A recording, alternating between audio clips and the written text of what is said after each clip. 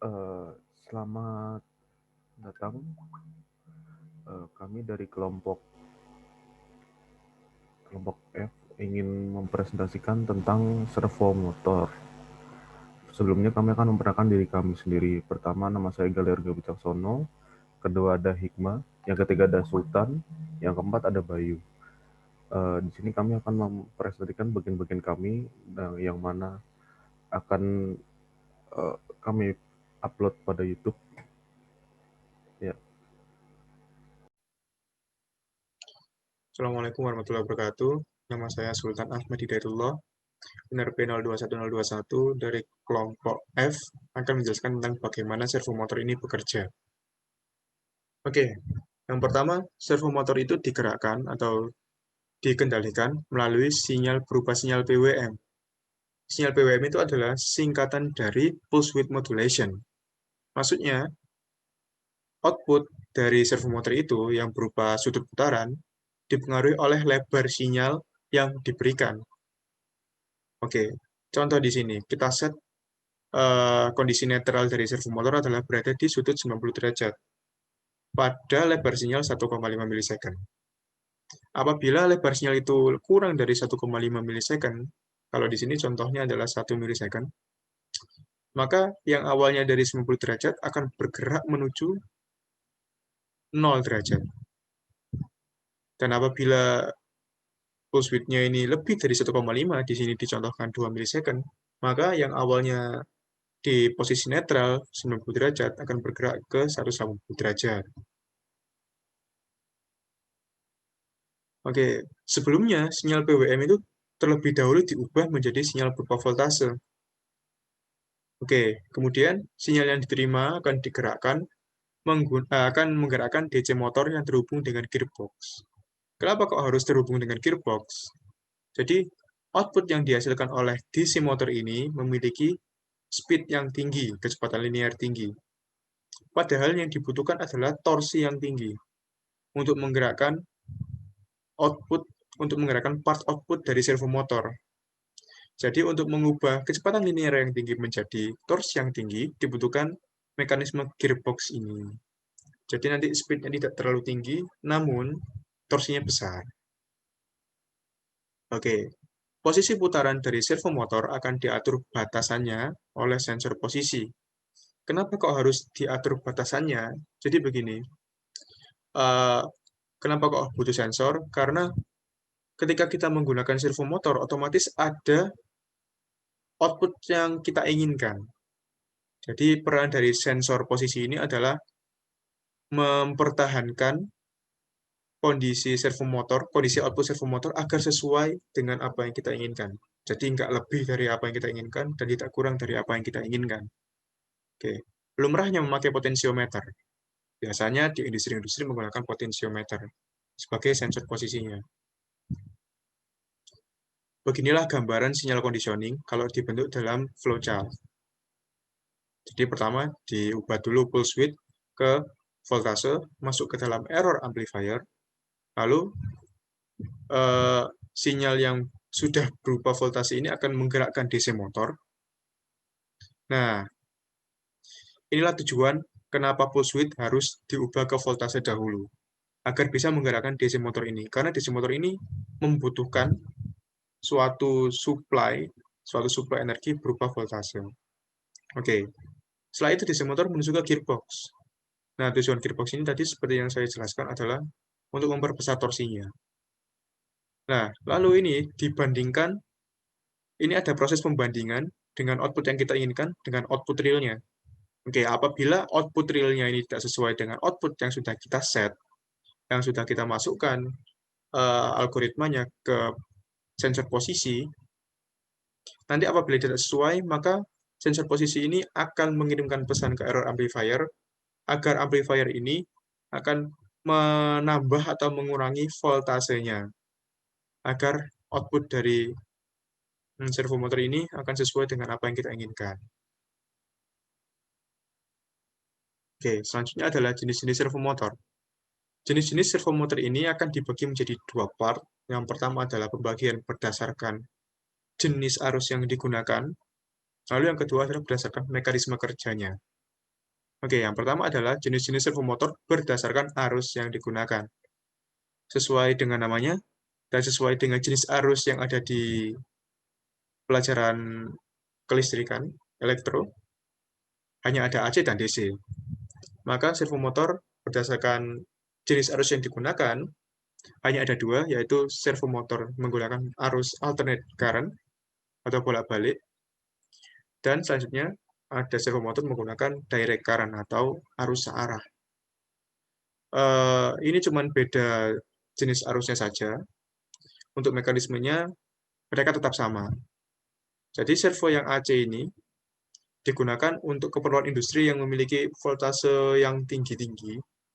Kalau DC ini digunakan untuk di rumahan. Oke, sekarang adalah jenis servomotor yang berdasarkan sistematika geraknya. Yang pertama ada positional rotation servomotor. Oke, positional rotation servomotor ini memiliki poros output yang berputarnya setengah lingkaran. Jadi nggak sampai full 360 gitu. Cuman 180 derajat. Dan ini bisa berputar secara clockwise atau counterclockwise terserah tergantung bagaimana kita ngesetnya. Terus yang ketiga, memiliki roda gigi untuk mencegah poros berputar melebihi batas putarnya. Nah, selain roda gigi tadi itu untuk menambah torsi, untuk membesarkan torsi, tapi di sini roda gigi juga memiliki peran yang lain, yaitu untuk membatasi putaran dari outputnya ini. Jadi menindaklanjuti peran dari sensor posisi yang ada pada servomotor. Jadi menjaga agar nilai outputnya masih sesuai dengan yang kita inginkan. Dan berhubung ini cuma bisa berputar sampai setengah lingkaran, jadi peran dari roda gigi ini untuk mencegah si servomotor yang berjenis positional rotation servomotor ini bergerak melebihi 180 derajat. Gitu. Oke, yang kedua, ada jenis continuous rotation. Bisa dilihat dari namanya, continuous rotation, berarti kan berotasi secara kontinu. Berarti yang artinya adalah bisa berputar 360 derajat, baik itu clockwise ataupun counterclockwise. Terus yang ketiga ada linear servomotor. Linear servomotor ini, seperti namanya, dia hanya bisa bergerak linear, yaitu maju atau mundur. Nah, pergerakan linear maju mundur ini diakibatkan oleh mekanisme roda gigi dengan mekanisme rack and pinion. Nah, rack and pinion ini adalah mekanisme sederhana yang digunakan untuk steering mobil. Jadi bisa dilihat ini rack-nya yang bergerak, ini pinionnya yang bergerak rotasi, dan ini rack-nya yang bergerak linear. Jadi mengkonversi rotasi menjadi gerak linear. Lalu yang ketiga, ciri-cirinya adalah melepaskan medan magnet dan mengubah energi listrik menjadi gerak tanpa adanya sistem transmisi tambahan. Jadi nggak ada drivetrain lagi, nggak ada sistem drivetrain tambahan lagi. Hanya sistem transmisi yang sederhana. Lalu ini ada brushless DC servo motor. Ini mekanismenya hampir mirip dengan DC motor pada umumnya. Namun di sini bedanya adalah tidak ada brushnya. Brush itu apa? Brush itu adalah suatu komponen di dalam DC motor yang menghubungkan suplai daya ke motor tersebut agar bisa bergerak. Nah, di sini ada brushnya, yang merah dan yang biru ini, pada gambar DC motor. Jadi, nanti dayanya akan dialirkan melalui yang kutub positif ini. Lalu, ini kan daerah statis. Daerah statis ini yang diberi daya. Namun nanti dayanya akan digunakan untuk menggerakkan daerah yang dinamis ini. Ini adalah konduktornya. Jadi begitu. Nah, di brushless DC servo motor, nggak ada brush ini. Servomotor bukanlah jenis motor yang spesifik dan sering digunakan untuk mendeskripsikan motor yang cocok untuk digunakan di sistem kontrol closed loop. Servomotor biasanya menggunakan position feedback untuk mengontrol gerakannya. Berikut adalah beberapa contoh aplikasi servo di dunia kerja. Aplikasi servomotor di dunia ada banyak. Salah satunya adalah di bidang robotik. Dalam hal ini adalah robot militer untuk robot penjinak bom, atau dalam hal gerakan presisi seperti di milling drilling di CNC atau cutting dan bending di sistem manufaktur. Dan yang salah satu sistem lainnya yang bisa digunakan adalah sistem posisi otomatis antena.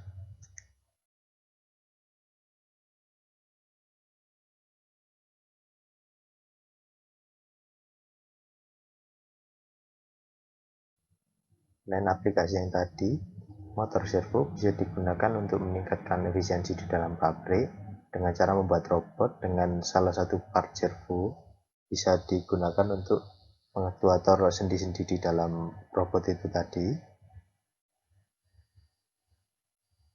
Dan dalam hal sehari-hari bisa digunakan untuk aktuator lensa autofocus di dalam kamera agar gambar fokus kamera lebih bagus, dan bisa digunakan untuk mengatur gerakan antena secara otomatis dari sumbu azimut dan ketinggiannya. Next. Baik, selanjutnya saya Hikmatul Hasanah akan menjelaskan keunggulan dan kekurangan dari servomotor. Setiap aktuator ini memiliki keunggulan dan kekurangannya masing-masing. Nah, yang pertama saya akan membahas keunggulan dari servomotor. Keunggulan dari servomotor ini ada 5. Yang pertama yaitu ada servomotor tidak berputar dan beresonansi saat beroperasi. Jadi servomotor ini memiliki tingkat akurasi yang tinggi. Yang kedua, daya yang dihasilkan oleh servomotor sebanding dengan ukuran dan berat motor. Serta servomotor ini juga memiliki tingkat efisiensi yang tinggi. Yang ketiga, penggunaan arus listrik pada servomotor sebanding dengan beban yang diberikan. Yang keempat, resolusi dan akurasi pada servomotor bisa diubah dengan hanya mengganti encoder yang dipakai. Encoder ini berfungsi sebagai sensor yang memberikan sinyal umpan balik atau feedback kepada sistem kontrol yang menentukan apakah posisi dari targetnya itu sudah sesuai atau belum. Kemudian yang kelima, itu ada servomotor tidak akan berisik saat beroperasi dengan kecepatan tinggi. Selanjutnya, saya akan bahas yaitu kekurangan pada servomotor. Kekurangan pada servomotor ini ada 2. Yang pertama itu harganya mahal daripada motor DC lain. Yang kedua, bentuknya lebih besar karena servomotor ini terdiri dari satu paket. Baik, selanjutnya next.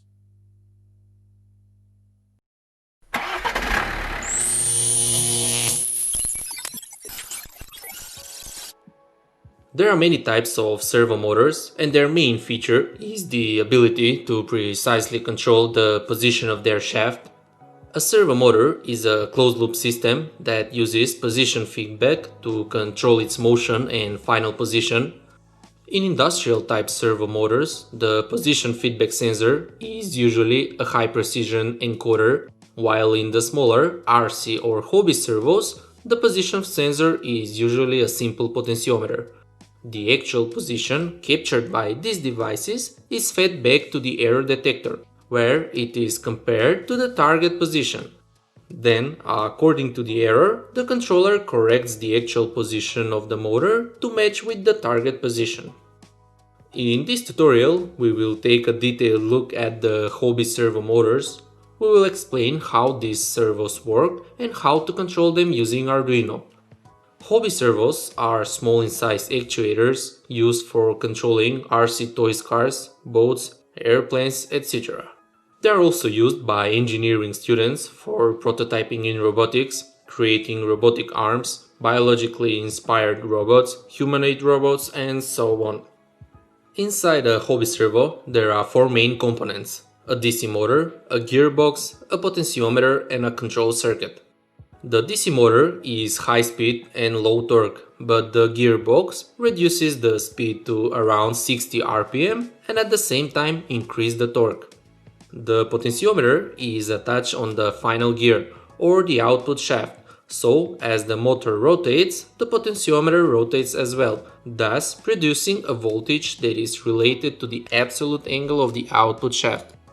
In the control circuit, the potentiometer voltage is compared to the voltage coming from the signal line. If needed, the controller activates an integrated H-bridge, which enables the motor to rotate in either direction until the two signals reach a difference of 0. A servo motor is controlled by sending a series of pulses through the signal line. The frequency of the control signal should be 50 Hz, or a pulse should occur every 20 milliseconds. The width of the pulses determines the angular position of the servo, and these types of servos can usually rotate 180 degrees. Generally, pulses with 1 milliseconds duration correspond to 0 degrees position, 1.5 milliseconds duration to 90 degrees, and 2 milliseconds to 180 degrees. Though the minimum and maximum duration of the pulses can sometimes vary with different brands, and they can be 0.5 milliseconds for 0 degrees and 2.5 milliseconds for 180 degrees. Let's put this to test and make a practical example of controlling a hobby servo using Arduino. I will use the MG996R, which is a high torque servo featuring metal gearing with a stall torque of 10 kg/cm. The high torque comes at a price, and that's the stall current of the servo, which is 2.5 amps. The running current is from 500 to 900 milliamps, and the operating voltage is from 4.8 to 7.2 volts. The current ratings indicate that we cannot directly connect this servo to the Arduino, but we must use a separate power supply for it. Here's the circuit schematic for this example.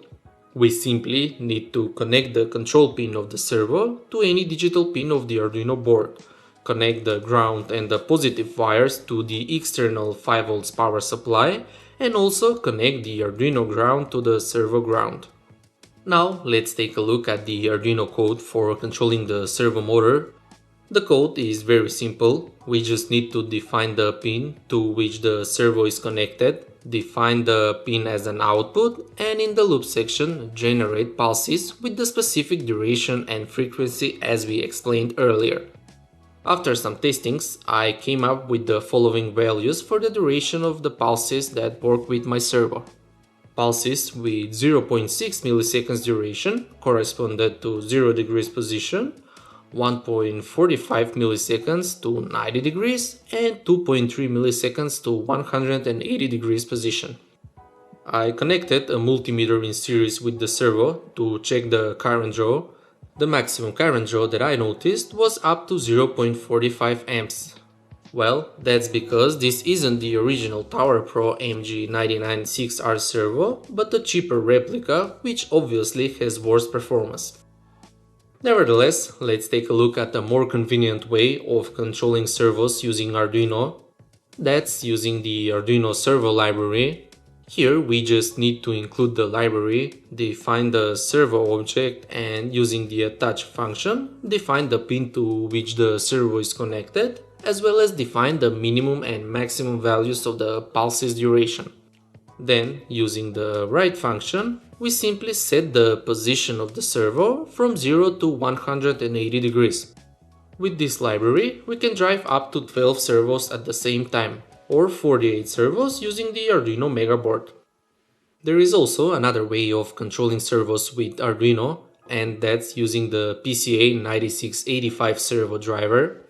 This is a 16-channel 12-bit PWM or servo driver which communicates with Arduino using the I2C bus. It has a built-in clock, so it can drive 16 servos free running or independently of Arduino. What's even cooler, we can daisy chain up to 62 of these drivers on a single I2C bus. So theoretically, we can control up to 992 servos using only the 2 I2C pins from the Arduino board. The 6 address select pins are used for setting different I2C addresses for each additional driver. We just need to connect the solder pads according to this table.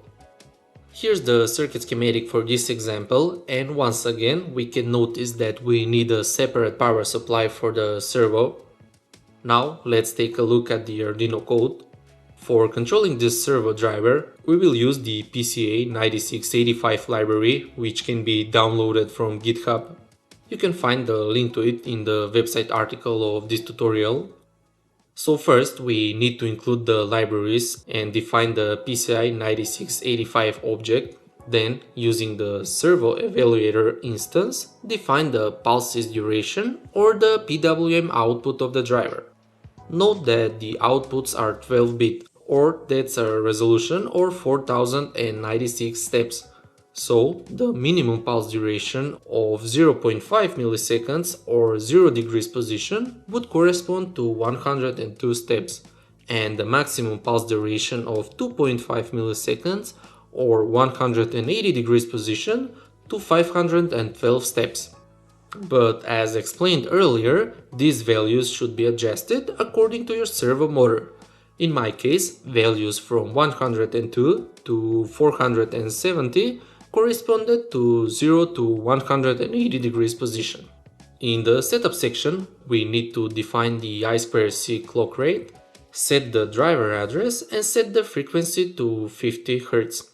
In the loop section, using the set channel PWM and PWM for angle function, we simply set the servo to position to the desired angle. I connected a second servo to the driver, and as I expected, it wasn't positioning the same as the first one, and that's because the servos that I am using are cheap copies and they are not so reliable. However, this isn't a big problem, because using the servo evaluator instance, we can set different output settings for each servo. We can also adjust the 90 degrees position in case it's not precisely in the middle of the two minimum and maximum values. So in this way, all servos will work the same and position at the exact angle. We will take a look at one more example, and that's controlling a lot of servos with multiple chain PCI9685 drivers. For that purpose, we need to connect the drivers to each other and connect the appropriate address select solder pads. Here's the circuit schematic, and now let's take a look at the Arduino code. So here we should create separate PCI9685 object for each driver, define the addresses for each driver, as well as set the frequency to 50 Hz. Now, simply using the set channel PWM and PWM for angle functions, we can set any servo at any driver to position at any angle we want. So that would be all for this tutorial. Don't forget to subscribe, and for more tutorials and projects, visit howtomechatronics.com.